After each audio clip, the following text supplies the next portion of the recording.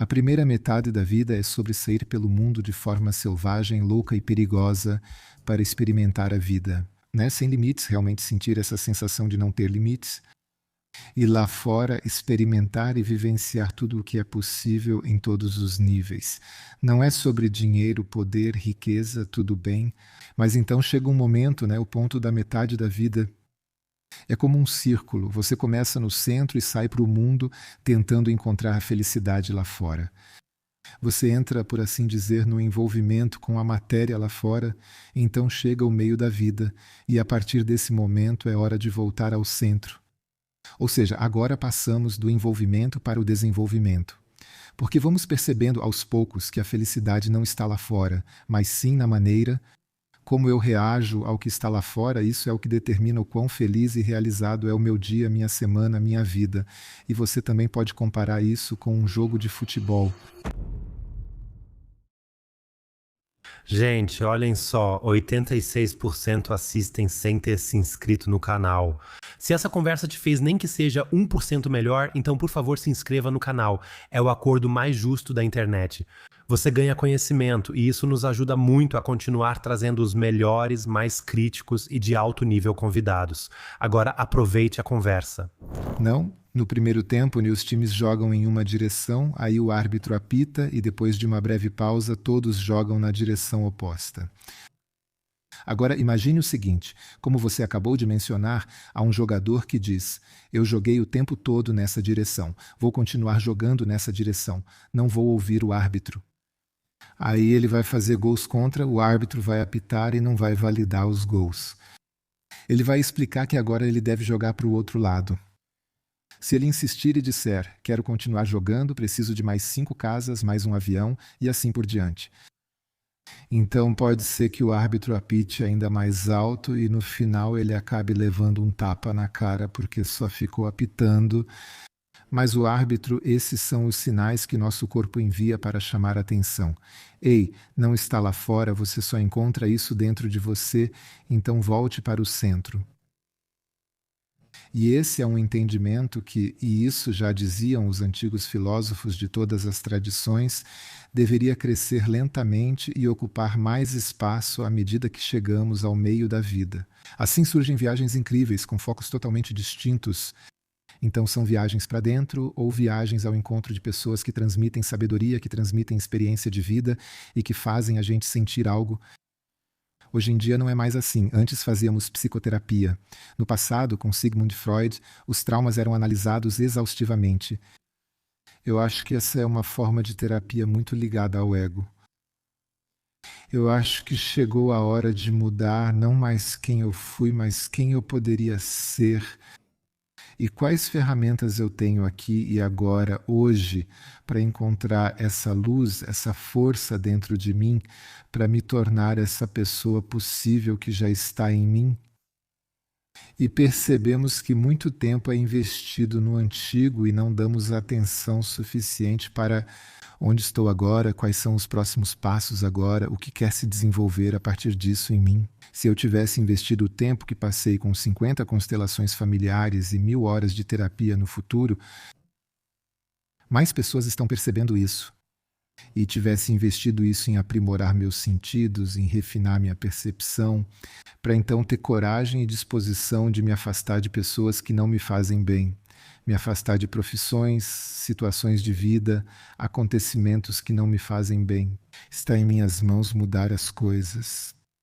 Eu só preciso de uma decisão. E é assim mesmo. Há 20 anos, quando Matrix foi lançado, todo paciente meu no consultório recebia uma pílula vermelha e uma azul. Eram apenas comprimidos de menta. E se ele estivesse pronto para mudar, deveria tomar um comprimido e devolver o outro para mim. Né? Então, quem tomou de desenvolvimento pessoal está tomando a decisão por si mesmo, sim, eu quero seguir em frente. Quem escolheu a outra tomou a decisão de que prefere ficar no que já conhece e que não tem coragem de se abrir ao novo. E tudo bem também. Então falei, há outros médicos melhores que eu. Procure-os, lá você será atendido como quer agora. Precisamos valorizar isso. Há pessoas que não querem se desenvolver. Elas decidiram que preferem sofrer a mudar alguma coisa. Está totalmente certo, pode ser assim. No Steinhudermir, estamos lá por eles e pelos 30% que, como vimos na pandemia, estão abertos a novos caminhos e têm outra percepção das coisas. Queremos incentivar essas pessoas, fortalecê-las e garantir que desenvolvam seu potencial da melhor forma. E assim, durante a pandemia, eu não fiquei, bem, no começo sim, mas depois cada vez menos, irritado com o que estava dando errado, mas sim fiquei esperando pelo dia em que todos sairiam de casa novamente e diriam: uau, conseguimos, permanecemos fiéis a nós mesmos, persistimos e agora conseguimos. Então eu também desejo, em relação às duas guerras, que a gente se concentre no desfecho positivo e não direcione nossa energia para esses processos que estão acontecendo agora. Devemos imaginar a cena que eu desejo, como essas nações um dia vão se reencontrar e apertar as mãos. Essa imagem é o que devemos construir desde já. Isso faz mais sentido do que ficar feliz ou irritado com bombas que caem de qualquer jeito. Isso não é bom. Eu diria que estamos passando por uma revolução de consciência neste momento. Já ouvi esse termo muitas vezes, porque as mentiras que nos são apresentadas lá fora são tão descaradas, tão evidentes, realmente jogadas na nossa cara, que a gente realmente... Ou a gente acorda, assume a responsabilidade pela própria vida e toma as rédeas, ou depois de amanhã você vai ser carne de canhão em alguma frente de batalha, ou então vai acabar numa prisão digital. Ou seja, a vida está jogando essa escolha da pílula azul ou vermelha na nossa cara. Agora é hora de acordar. Se não acordar, é porque não entendeu. Então, se você era um escravo na vida antiga ou no mundo antigo, vai continuar sendo um escravo no novo mundo também. Porque eu sempre acho complicado essa luta entre o velho e o novo mundo. No fundo, a nossa vibração, pelo menos a dos que já despertaram um pouco, deveria estar tão alta que o novo mundo começasse sob condições diferentes daquelas em que terminou o velho mundo. Porque o velho mundo, na minha opinião, está trazendo à tona forças tão demoníacas, tão diabólicas, que eu acho muito, muito desafiadoras. Quero mostrar aqui uma imagem da pirâmide da consciência segundo Hawkins. Vocês podem ver nessa imagem como há uma pirâmide invertida aqui. Pessoas que vivem em modo de alerta. Esse é um médico americano que definiu essa pirâmide de Hawkins, Dr. Hawkins. E ele mostra quais emoções prendem uma pessoa no estado de alerta. Né? E ele dividiu isso em categorias de frequência. E a frequência mais baixa em que nós seres humanos vibramos é a culpa. Culpa, vergonha, medo. E tudo que tem a ver com raiva, ódio, inveja, ciúmes, resistência, esses são padrões vibracionais baixos. Ele mediu isso no corpo e constatou que quando as pessoas estão nesses padrões de pensamento, isso desencadeia um tônus simpático, né? Um estado de alerta. Agora podemos medir isso de forma moderna no ECG. E a partir do nível de frequência 100, agora vai até 1000. Coragem, disposição. Seguir em frente, abertura, vitalidade, gratidão, empatia, amor, compaixão. Ele associou todas essas coisas a frequências, até a frequência 1000, onde eu realmente sinto essa conexão com outras pessoas, a conexão com tudo o que existe. Quando eu senti essa conexão, não consigo mais comer nenhum animal, não dá mais. Então eu não posso mais contribuir para que outro ser seja prejudicado, porque eu simplesmente sinto essa conexão com os outros. E é isso que eu quis dizer. Não se trata mais de resolver traumas. Também não se trata tanto de ter grandes revelações agora. Porque nós na verdade, já sabemos de tudo. Agora é sobre sentir e integrar as coisas. Agora é sobre colocar isso em prática. E você mencionou a nova era. Vamos chamá-lo de a bola de demolição laranja da América. Ela é quase necessária para que o novo possa surgir. Para que tudo fique realmente claro, muito evidente. O que está acontecendo aqui, o que está acontecendo aqui. E eu ouvi recentemente existe uma bela história. Uma piada boa. Vamos ver se eu consigo lembrar, senão a gente corta. Está lá um boi com um fazão. Os dois estão em um campo. E o fazão ficou velho e diz: cara, quando eu era jovem eu conseguia voar alto na árvore, conseguia sentar lá no topo. Agora eu não consigo nem chegar no primeiro galho. Aí o boi diz: isso não é problema nenhum. É só comer todo dia um pouco do meu monte de estrume, que eu deixo aqui todo dia. E se você comer um pouco disso todo dia, vai ver, depois de 4, 5 dias, você vai estar sentado lá em cima de novo. O fazão diz: que bobagem, não vou fazer isso. O touro responde: pode, experimenta. Né? Não demora muito. E já poucos dias depois, o fazão está sentado lá no topo da árvore e está feliz, feliz como um rei. O fazendeiro vê isso. Pega a sua espingarda e atira nele e o mata. E a moral da história é: você pode fazer tanta besteira, tanta merda, e ainda assim subir muito alto com isso. No final, isso não vai te ajudar em nada. E agora vamos observar se podemos transferir essa história para a situação atual. Parece que sim, porque isso faz parte das leis da natureza. Existem regras do jogo da vida. E quem conhece essas regras do jogo, Rudiger Dahlke, com quem faço seminários com ele há mais de 25 anos, descreveu isso detalhadamente em sua trilogia. As leis do destino no princípio da sombra e assim por diante. Aí vemos exatamente como as leis da vida funcionam, e o que ele reuniu dessas tradições antigas é um conhecimento que todo mundo deveria ler. E quem conhece essas conexões e consegue integrá-las, porque a gente sabe de tudo, mas precisa integrar, precisa colocar em prática, precisamos sentir, experimentar, colocar em prática. É isso que oferecemos aos pacientes em nossa clínica no Lago Steinhude, junto com minha equipe. Por isso a clínica se chama Clínica da Saúde, porque o objetivo é que a gente se direcione para a melhor versão de nós mesmos e veja como podemos fazer essa melhor versão florescer como um lindo buquê de flores. E existem caminhos para isso. Agora, Ingfrid, já discutimos bastante sobre políticos movidos pelo medo. Vamos falar sobre médicos movidos pelo medo. Percebi que médicos que considero muito inteligentes, afinal a nota de corte para medicina é 1,0, na época da Covid falharam totalmente, como se tivessem desligado o cérebro. Também tenho, por exemplo, não sei se quer comentar, mas tenho uma relação muito traumática com médicos. No início dos meus 20 anos, fui ao dermatologista por causa de uma urticária, uma alergia na pele. Conversei de alguma forma com um farmacêutico através de várias pessoas, consegui a cetirizina por conta própria.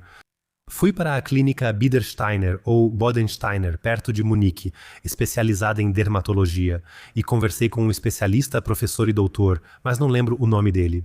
Eu disse: tenho urticária, pode olhar rápido? Ele, arrogante, perguntou: qual é exatamente o seu problema? Tome a cetirizina. E aí, qual é o problema? Outras pessoas precisam tomar remédios muito mais fortes. E eu tomei essas porcarias por 10 anos, simplesmente porque, no fundo da minha cabeça, eu pensava que, na verdade, eu não deveria fazer tanto drama. Acho que já ouvi essa frase sua em alguma entrevista. O paciente está com medo e o farmacêutico, o paciente está com medo e o médico também está com medo. E quando ambos os medos se encontram, só pode ser desastroso. Talvez você possa falar mais um pouco sobre isso. Sim, com prazer. Essa frase eu realmente já disse. Eu observo diariamente o que acontece com os pacientes já faz 40 anos. Para onde são enviados e quais exames são realizados. E posso dizer com toda certeza que são feitos 10 vezes mais exames do que o necessário. E são prescritos 10 vezes mais medicamentos do que realmente seria necessário. Não porque isso realmente faça sentido, mas por medo do médico de não ter feito tudo e por medo do paciente de não ter seguido tudo o que o médico disse. Então, o medo do paciente de piorar ainda mais com a sua doença se encontra com o medo do médico de ser processado caso não tenha feito o máximo possível. Isso vivenciamos principalmente nos Estados Unidos. Vou exagerar um pouco agora. Você pode processar seu médico se tiver uma pressão arterial de 150/100, caso não tenha tomado todos os 5 medicamentos que a American Heart Association recomenda como diretriz. Se só um desses remédios for prescrito, você pode processar o médico por não ter prescrito os outros 4. Ou seja, o médico sempre vai optar pelo tratamento máximo, porque senão ele perde o seguro dele. Porque se ele for processado, ele perde o seguro. Isso está chegando cada vez mais aqui também. essas diretrizes que dizem exatamente o que a gente tem que fazer. Temos certas bactérias Helicobacter no estômago e precisamos tomar 3 antibióticos. Se eu não der os 3 antibióticos, serei notado e advertido. É para esse caminho que as coisas estão indo. Mas ninguém conversa comigo sobre o que eu poderia tomar de substâncias de enxofre, o que eu poderia usar de cúrcuma, pasta de cúrcuma e coisas assim, para eliminar esse germe de uma forma bem simples. Porque a diretriz só se baseia em estudos científicos de determinados grupos farmacêuticos e lobistas que conseguiram impor algo específico. Ou seja, com 3 antibióticos que eu receito, eu destruo o microbioma intestinal de tal forma que o gastroenterologista nem percebe que o paciente, 1 ano depois, está sentado no consultório do psicoterapeuta, porque ele já não produz mais melatonina e serotonina e por isso entra em depressão, pois sua bioquímica foi destruída nesse ponto. Assim como o gastroenterologista que prescreve pantoprazol, um bloqueador de ácido, não percebe que o paciente, 5 anos depois, está no consultório do ortopedista com osteoporose, talvez artrose no quadril e fraturas, porque ele já não absorveu mais minerais, já que o bloqueador de ácido justamente impede isso. Né? Então, a maioria dos colegas da medicina convencional certamente é assim e tem isso em mente. Mas muitos mesmo, e um número crescente, simplesmente não têm isso em mente. Todos esses efeitos colaterais e o quanto eles causam, vamos pelo seguro. Melhor quimioterapia máxima, melhor os antibióticos mais fortes possíveis, melhor isso, aquilo e aquilo outro. Mas sinais, sintomas são suprimidos, como se você levasse um carro quebrado para a oficina porque uma luz vermelha está acesa e simplesmente desparafusassem a lâmpada para que o sintoma, o sinal, desaparecesse.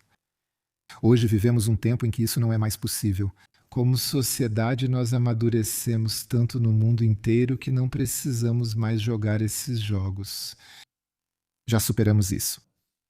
E eu diria que 30% da população entendeu isso, e para esses 30% vale uma medicina completamente diferente do que para os 70%, que dizem que a doença não tem nada a ver comigo, isso não tem nada a ver com minha gula, com o fato de eu não me exercitar mais, nada disso tem relação. Mas os 30% que percebem exatamente que é o meu estilo de vida que contribui para que o corpo se manifeste com sinais. Para essas pessoas, nós médicos holísticos é que cuidamos delas e lhes damos toda a nossa força e energia, porque eles perceberam que são responsáveis por si mesmos. E em alemão, a palavra Verantwortung contém Antwort, que significa resposta. Isso significa que eu assumo a responsabilidade pela resposta que eu dou, que eu assumo, a resposta que eu dou ao estímulo, ao desafio que vem de fora. Eu posso decidir como vou responder a isso. E aí eu tenho muitas possibilidades e um paciente que vem até mim no Steinhuder-Mir, a primeira pergunta que ele recebe é: você quer realmente ficar saudável? E às vezes isso vira uma longa discussão, porque acaba ficando claro que a doença traz tantas vantagens que de repente a pessoa percebe. Na verdade, 40% de mim nem querem ficar saudáveis. Um momento, não estou te acompanhando. O que você quer dizer com vantagens por causa da doença, esse papel de vítima? Tenho uma esposa que cuida de mim e já estou há 1 ano de licença médica sem precisar trabalhar. Dá para se acostumar. Como posso ajudar alguém que está de licença médica por causa das costas há 1 ano, se 50% do seu ser já se identifica com esse caminho de aposentadoria precoce? Mas a alma não gosta disso. Porque ela sabe, vivo aqui às custas da coletividade, o que afeta as pessoas. Isso é totalmente verdade. A doença realmente é um grande mestre, concordo. Por exemplo, já tive urticária. O que isso dizia sobre mim, em que momento da vida eu estava, para que essa doença de pele, tipo uma dermatite atópica, mas na verdade uma urticária, aparecesse repetidamente? O que isso significa concretamente? Vamos focar em 4 doenças bem concretas. Vamos começar com a urticária. A gente pode brincar um pouco com a língua alemã. Tem algo queimando na pele. O que está queimando dentro de você? Onde você sente paixão por algo e quer se desenvolver com coisas especiais, mas está sendo limitado por alguma coisa. E essa coceira na pele é algo simbólico, né? Eu quero cavar isso, quero trazer à tona o que quer se desenvolver dentro de mim. mas algo dentro de mim não tem coragem de sair do que é habitual. Esse é um aspecto. Outro aspecto, a pele é sempre o espelho do microbioma do intestino. Se mudarmos a alimentação, fortalecemos o microbioma. Se mudarmos o microbioma, a pele acompanha muito, muito rápido. Vemos isso em crianças com dermatite atópica. Simplesmente tiramos o leite, um dos alimentos mais prejudiciais que temos hoje em dia. 100 anos atrás, isso era diferente.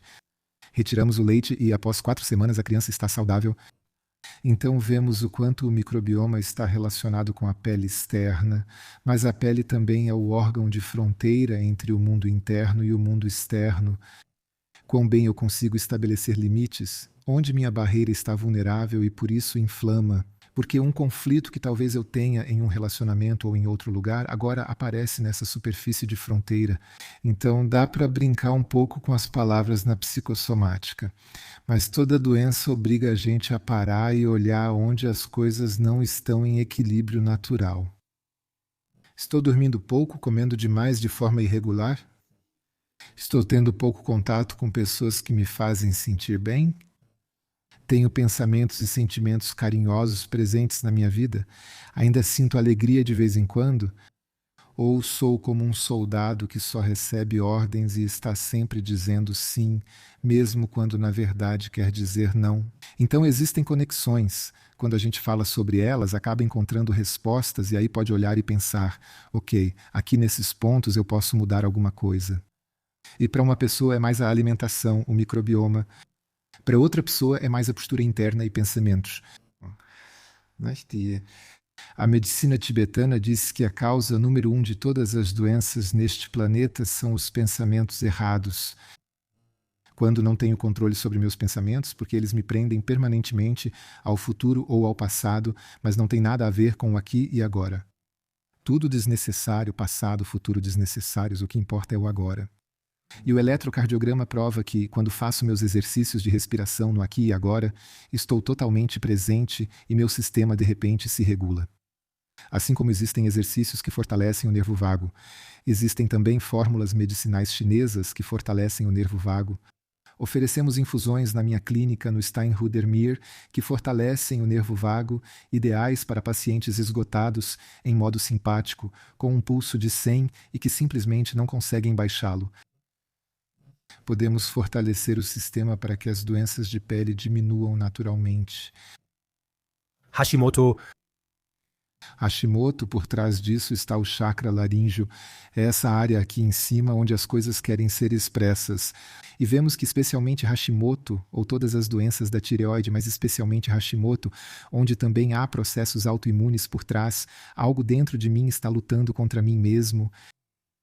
É como se fosse, quando é que vai ser a minha vez? Quando é que vai ser a minha vez de me expressar claramente e de fazer aquilo que eu sempre quis fazer? Eu tive um paciente uma vez, não era Hashimoto, mas sim uma amigdalite. Isso faz muito tempo, com certeza uns 30 anos atrás. Mas eu nunca o esqueci, porque ele aparecia regularmente a cada 3 semanas com uma forte amigdalite, com as amígdalas bem inchadas e vermelhas.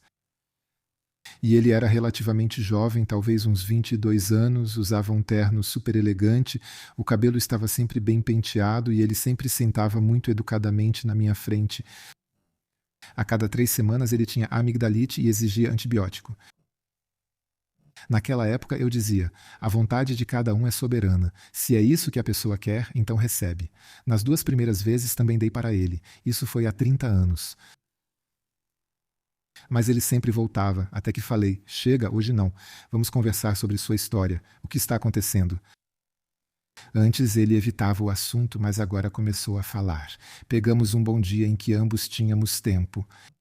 E descobriu-se que, como hobby, ele era muito esperto, muito inteligente na área de TI. E que ele continuou na empresa onde já tinha sido aprendiz. E todos pediam tudo para ele, ele era o único que entendia de tudo.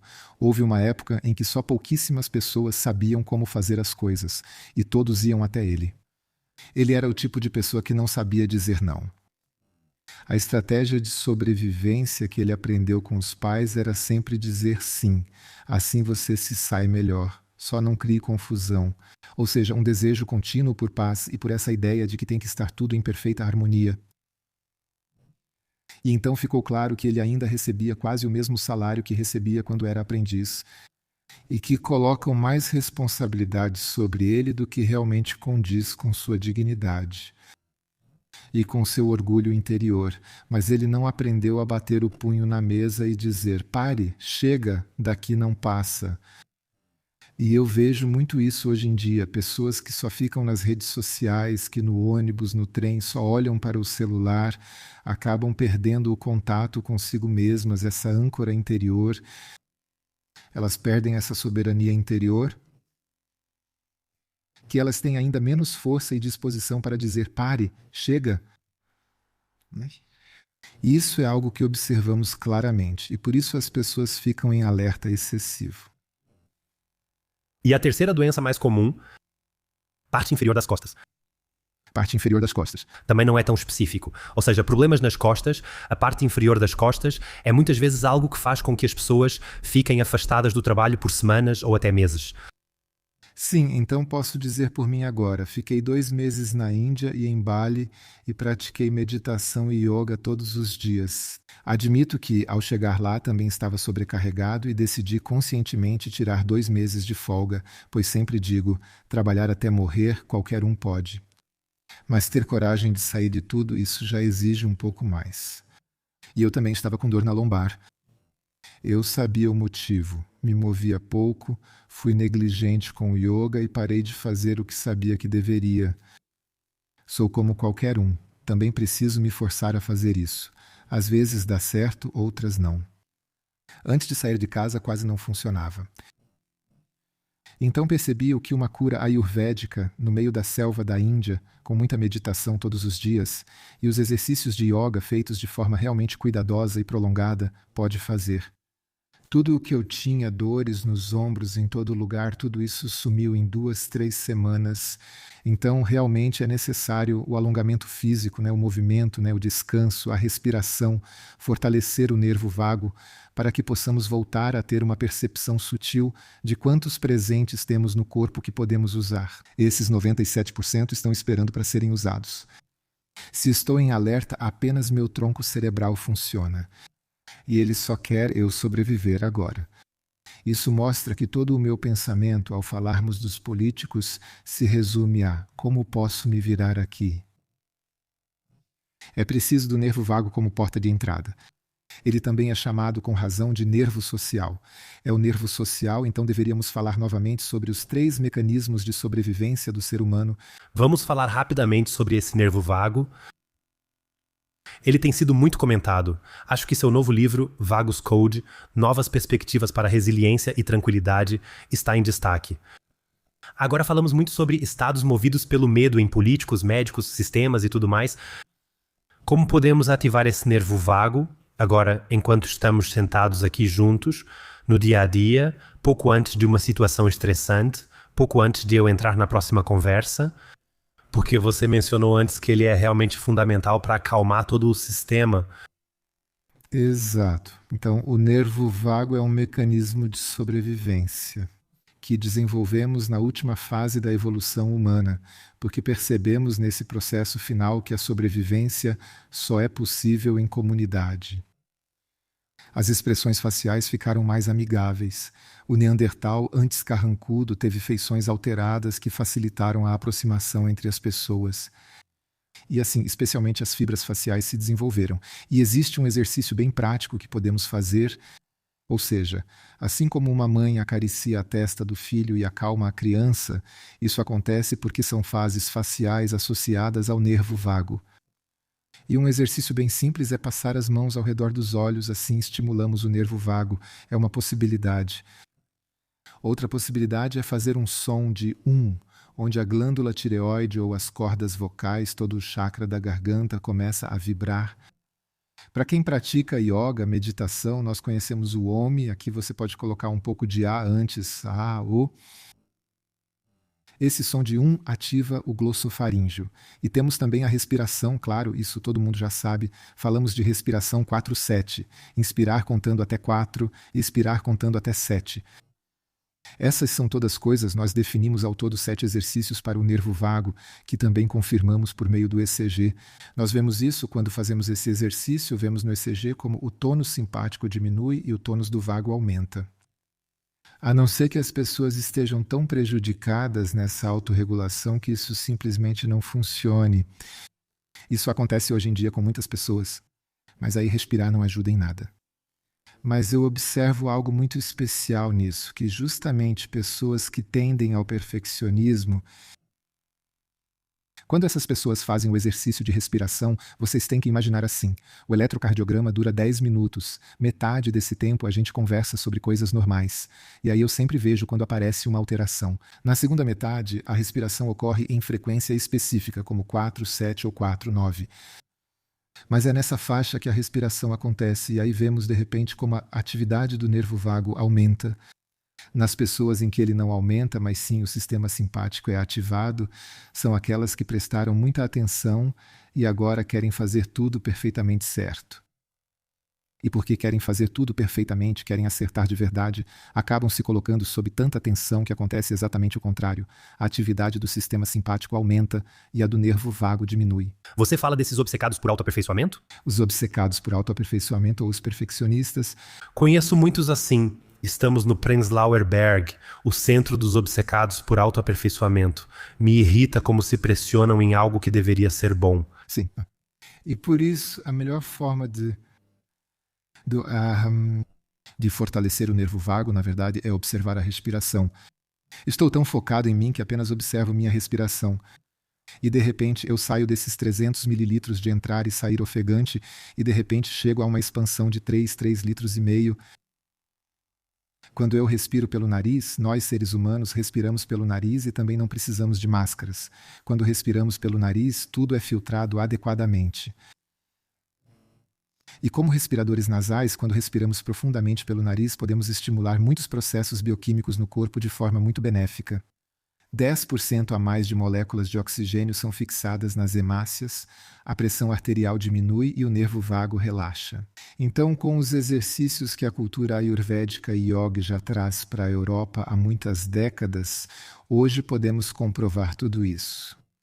Nós vemos exatamente o que a meditação e cada exercício fazem conosco.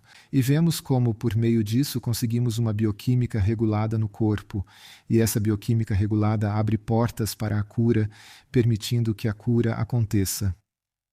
Sempre digo que a cura pode acontecer ou não, faz parte do processo. Mas nós criamos condições com a respiração, com a meditação, com o yoga, com a alimentação, com altas doses de medicina natural, ervas medicinais, criamos condições nas quais a cura pode acontecer.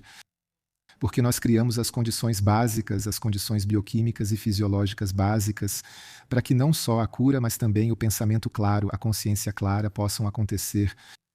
E então também integração, porque a integração precisa antes de reflexão para que possa se consolidar. Quem está em modo de alarme não consegue refletir direito, muito menos integrar.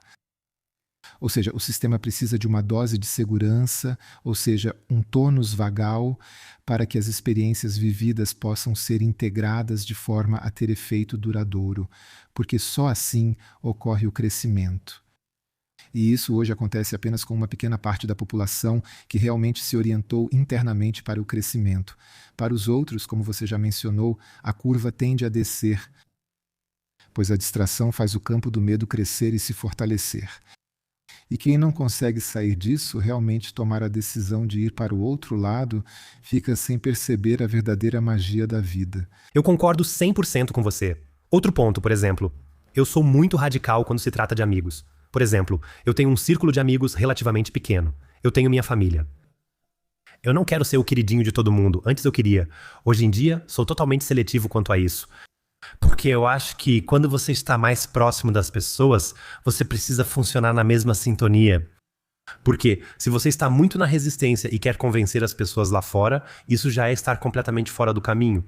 Absolutamente. Por isso eu sempre digo, não importa o quão longo seja o jaleco branco de um médico, o que importa mesmo é a própria intuição, a própria percepção. E o que é tão importante para nós, especialmente nos dias de hoje, é que estejamos mais despertos e percebamos as coisas com mais clareza, que a gente treine nossos instrumentos de percepção, nossos 5 sentidos e também esses sentidos mais profundos, a intuição, esse sentimento interno profundo de saber se algo está certo ou errado. Essas coisas precisam ser desenvolvidas hoje em dia. E então podemos continuar a nos desenvolver. Isso é, podemos mostrar de novo na imagem as girafas que olham acima das nuvens. A girafa é o animal no reino animal com o maior coração e o pescoço mais longo. E quando uma girafa olha acima das nuvens, isso significa que ela está fora das tentações da política, da mídia, da indústria farmacêutica, da própria história de vida. Consegue erguer a cabeça acima das nuvens, onde o céu é azul, e pode ver outras girafas também mais despertas e lúcidas, com a cabeça para fora. Eu acho isso tão forte. Isso é um pouco do que você está descrevendo agora, viver a vida de forma mais autêntica. Então não importa o que você faça. Quero dizer, todos dizem, ok, a AfD vai dar um jeito ou o partido vai resolver de alguma forma. Acredito que quando você passa a apostar de verdade em si mesmo, depois de passar a vida toda apostando em outra pessoa, e mentalmente ficou um pouco mais livre e começa a se transformar nessa girafa. Então você passa a tomar outras decisões na vida. Não se trata mais de ganhar dinheiro, competir ou prejudicar alguém, mas de tomar decisões verdadeiras e ficar feliz pelo outro. Então não precisamos estar em concorrência, porque nós dois vamos nos ajudar a crescer de alguma forma. É exatamente como você disse, você consegue ser ainda mais direto ao ponto. No momento em que enfrentamos um desafio, um estímulo vem de fora. Leva 200 milissegundos. Nosso corpo reage ao estímulo. Leva 500 milissegundos até que nossa mente perceba que houve um estímulo, ou seja, o corpo reage antes. E agora existe essa consciência que só então percebe. Ei, meu corpo reagiu. De repente surgiu uma sensação mais quente, mais apertada ou uma pressão. Então eu percebi, vem dali por causa disso. Agora vem minha resposta após 700, 800 milissegundos. E nesse intervalo é aí que precisamos intervir conscientemente. E nós conseguimos ou facilitamos essa consciência fortalecendo o nervo vago. E conseguimos provar isso através do ECG. Ou seja, se eu simplesmente fizer 3 respirações profundas antes de responder em uma conversa, 3 respirações já são suficientes e minha resposta será diferente do que teria sido antes dessas 3 respirações.